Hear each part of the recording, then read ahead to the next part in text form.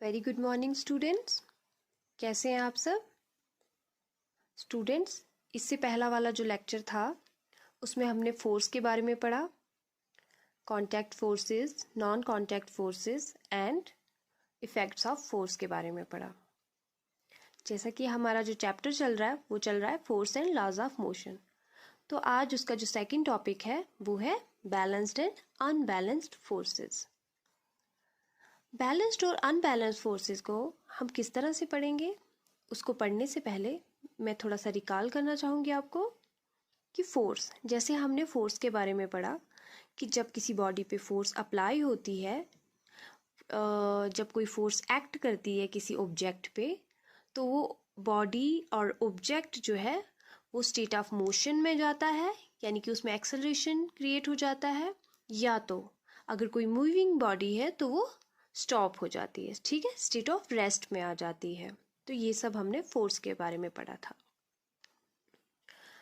तो स्टूडेंट्स, हमने पढ़ा फोर्स के बारे में, जब एक फोर्स हमने एक एक्ट करती है किसी बॉडी पे।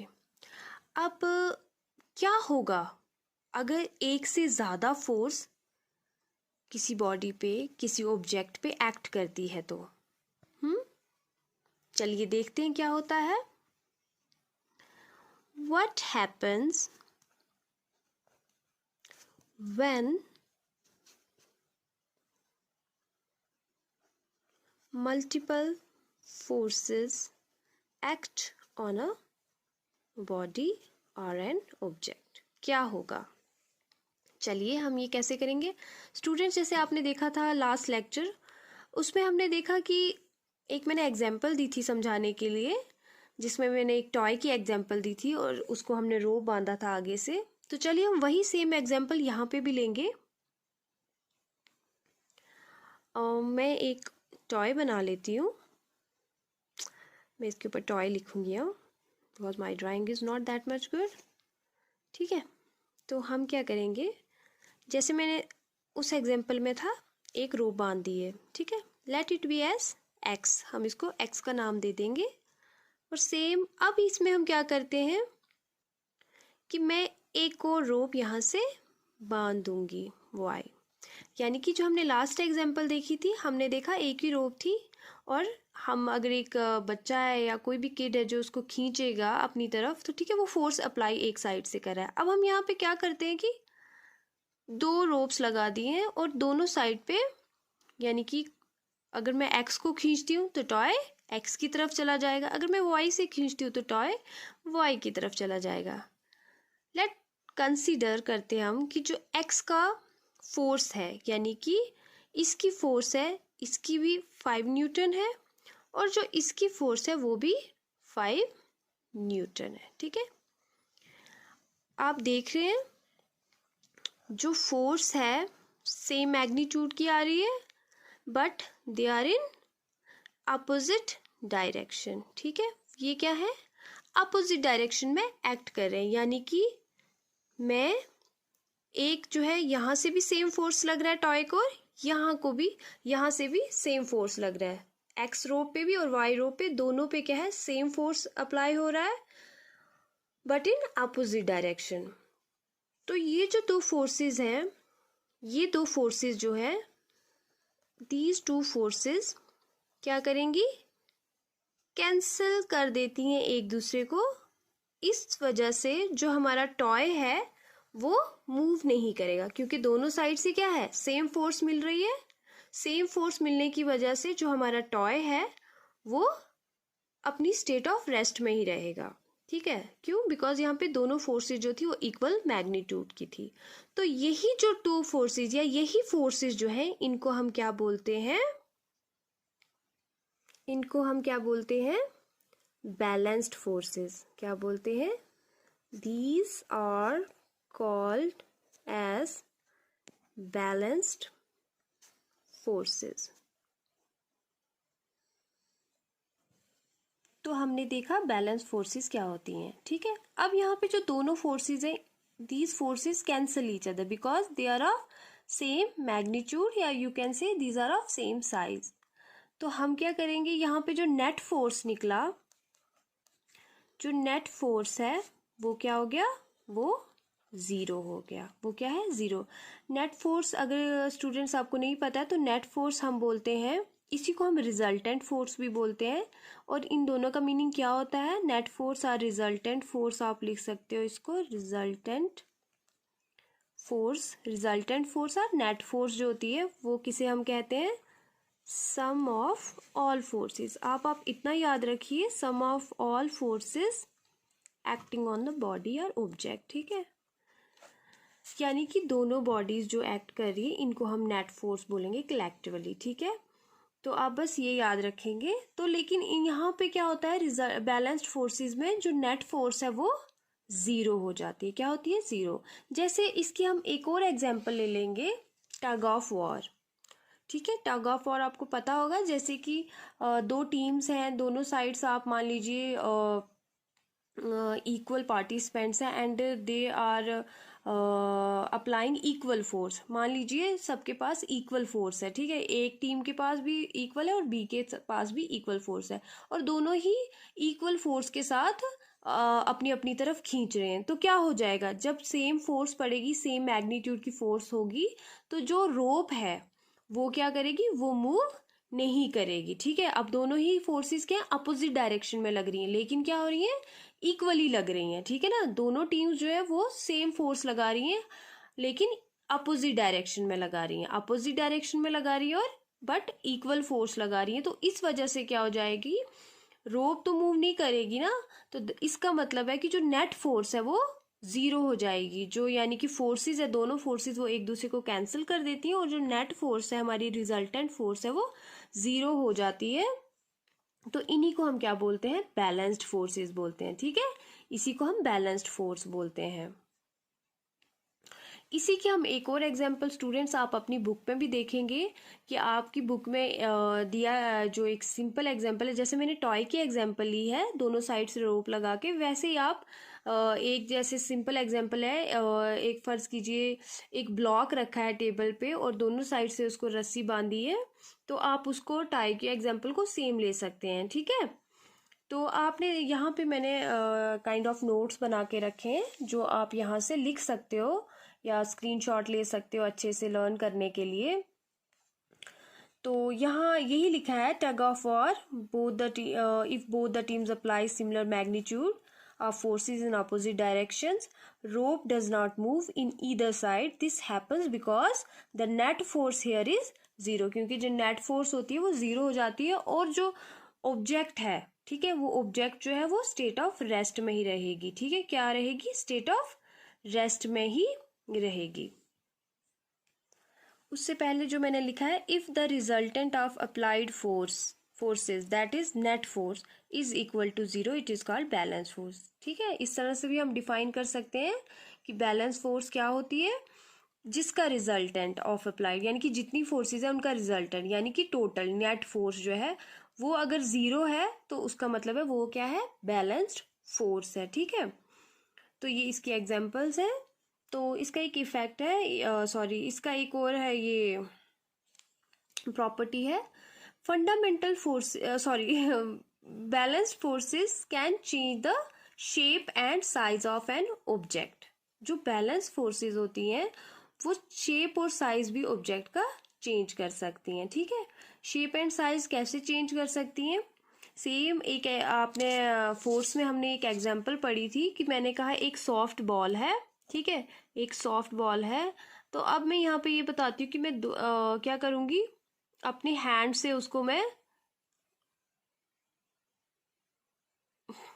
जैसे मैंने एक हैंड बनाया है, sorry it's not a hand kind of, पर आप कुछ भी रख लो, एक हैंड से जैसे मैं इसको बॉल को काइंड ऑफ प्रेस करती हूँ, कंप्रेस करती हूँ, तो स्क्वीज करने की, एक सॉफ्ट बॉल को मैं अगर प्रेस करती हूँ दोनों साइड से, तो क्या हो जाएगा, जो बॉल है उसका साइज भी चेंज हो जाएगा और शेप भी चेंज हो जाएगी, ठीक है। या आप इसी को आप बैलून के साथ भी कर सकते हो देखने के लिए। तो इसका मतलब जो बैलेंस्ड फोर्सेस होती है यानी कि इक्वल फोर्स लग रही है, या आप दोनों हाथ से आप इसको प्रेस कीजिए, टू हैंड्स लेके, जब सेम फोर्स दोनों साइड से लग रही है, और जो हमारी ये बॉल है या जो भी बॉल है या बैलून है वो क्या है, वो स्टेट ऑफ रेस्ट में, यानी कि वो अपनी जो स्टेट है वो चेंज नहीं कर रहा है, स्टेट तो चेंज नहीं कर रहा है बट उसका साइज और शेप जो है वो चेंज हो गया है। तो ये बैलेंस फोर्स की एक और प्रॉपर्टी है। जहाँ यहाँ मैंने लिखा भी है, when forces are applied from both sides of a soft ball और over a balloon the size and shape of a balloon is changed. ठीक है, तो हमारा लास्ट एक और पॉइंट है इसमें कि balanced forces can not change state of object, यानी कि स्टेट को चेंज नहीं करती है बैलेंस्ड फोर्सेस। ठीक है, वो शेप और साइज को चेंज करती हैं बट स्टेट को नहीं। स्टेट से मतलब है अगर कोई ऑब्जेक्ट रेस्ट में है तो वो रेस्ट में ही बैलेंस फोर्सेस उसको चेंज नहीं कर सकती है। ठीक है, यानी कि balance forces are not responsible for motion. आई समझ? तो और क्या है कि अगर वो मोशन में है तो बैलेंस फोर्सेस उनको स्टॉप नहीं कर सकती है। स्टूडेंट्स में आगे अभी पहले हम अनबैलेंस फोर्सेस पढ़ लेते हैं, फिर वो कनेक्ट में उससे एग्जांपल यहाँ से इसके साथ कनेक्ट है तो मैं फिर आपको ये वाला भी अच्छे से एक्सप्लेन करती हूँ। ठीक है, तो चलिए अभी हम देखते हैं अनबैलेंस फोर्सेस क्या होती हैं। तो चलिए हम अनबैलेंस फोर्स भी अब एग्जाम्पल से पहले समझेंगे। यहाँ मैंने टॉय की भी एग्जाम्पल ली है और आपकी बुक से जो ब्लॉक की एग्जाम्पल है, टेबल पे ब्लॉक रखा हुआ है, उसकी एग्जाम्पल भी ली है। तो टॉय की एग्जाम्पल में हमने पहले देखा था कि हमने डिफरेंट मैग्नीट्यूड की सेम मैग्नीट्यूड से फोर्स लगाई थी।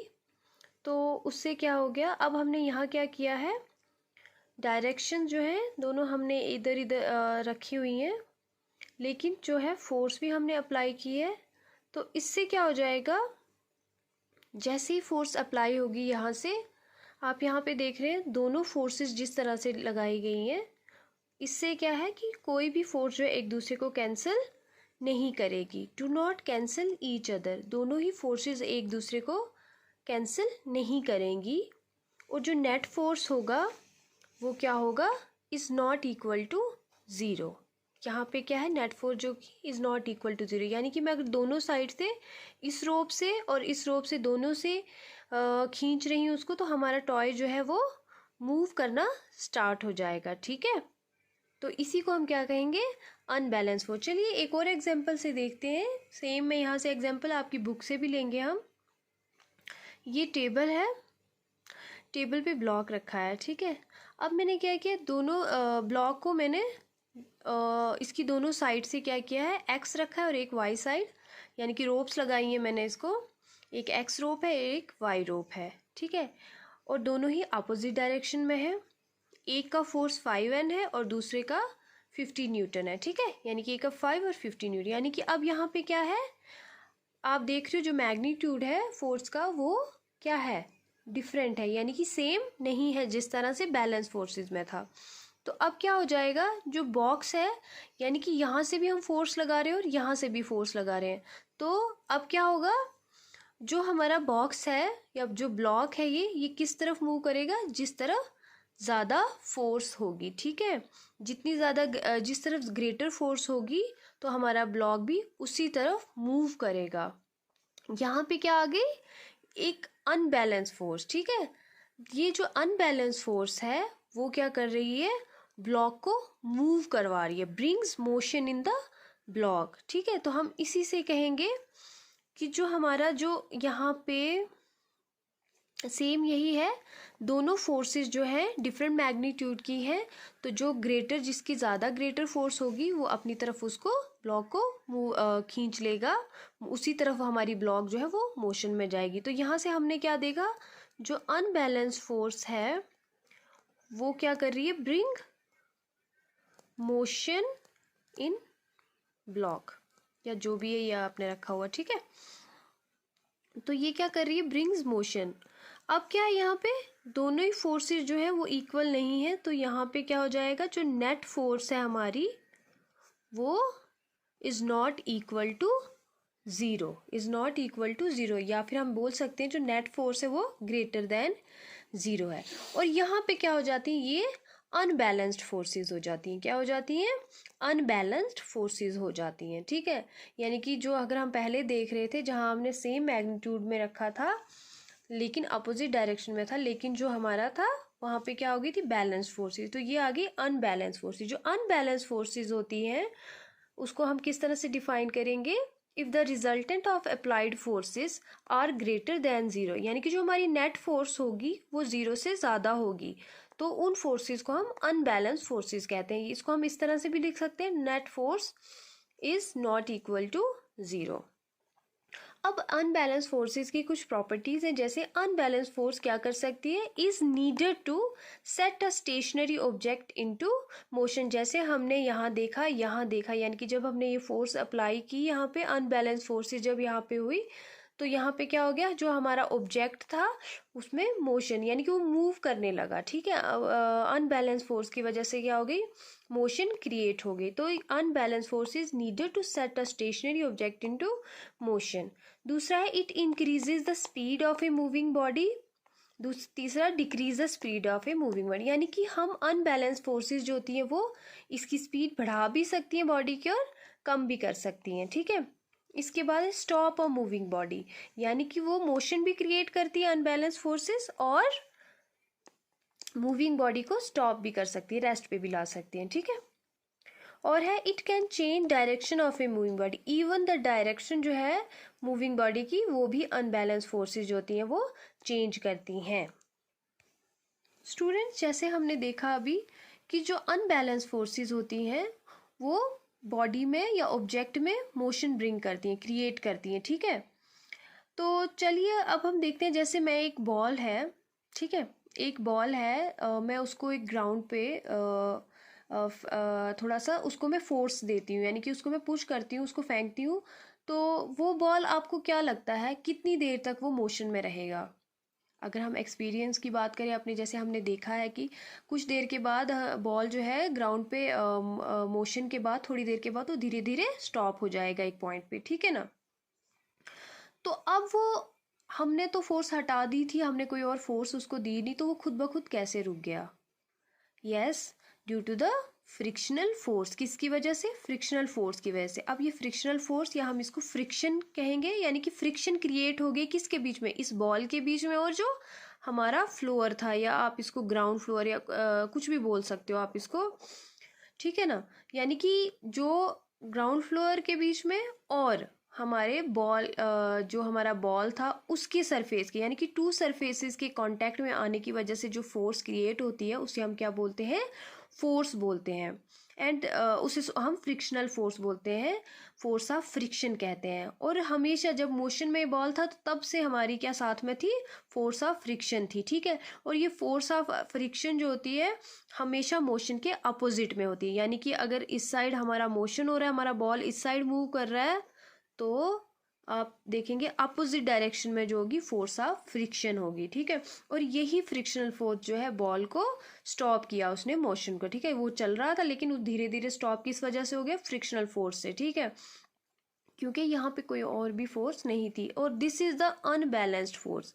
ये क्या है, ये एक अनबैलेंस फोर्स है जिसने बॉल को स्टॉप किया। तो यहाँ से आपको पता चला, यानी कि अनबैलेंस फोर्स क्या करती है, मोशन भी क्रिएट करती है और मूविंग बॉडी को स्टॉप भी करती है। तो यहाँ से मैंने लिखा है कि फ्रिक्शनल फोर्स क्या होती है, force that opposes relative motion. ठीक है, जो मोशन के को अपोज करती है, ठीक है, उसे हम बोलते हैं फ्रिक्शनल फोर्स।